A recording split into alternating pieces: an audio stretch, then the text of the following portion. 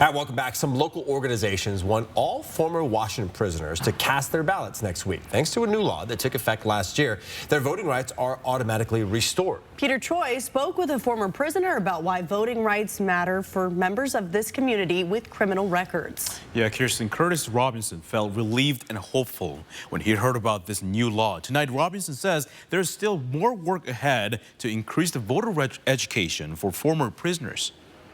God, I will never belong to this community ever again. It has been more than 30 years. Kurtis Robinson still remembers the time when he was in prison. 3 years inside, and this was for a strong-arm robbery that I committed while I was gunshot wounded and crack cocaine addicted. Robinson says voting rights is part of the healing process for those who want to reconnect to society. When you look at the successful reentry back into society of our justice-involved populations, that is one of the critical key foundational components that needs to be there, is that social connection, that social engagement. Under the 2022 law, people who are convicted of a felony will have their right to vote restored automatically. More than 26,000 people gained their rights back this way.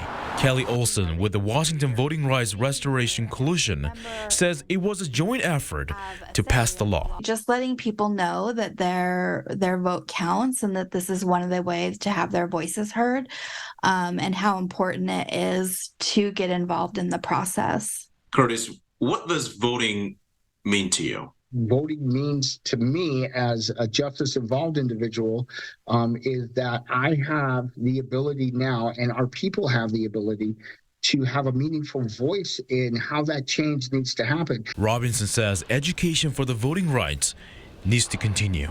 We are human beings. Know it, believe it, act on it, exercise your right to vote, because your vote does matter.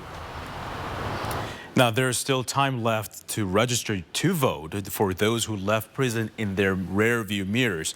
You can find more information on our website, kxly.com. In studio tonight, Peter Choi, 4 News Now.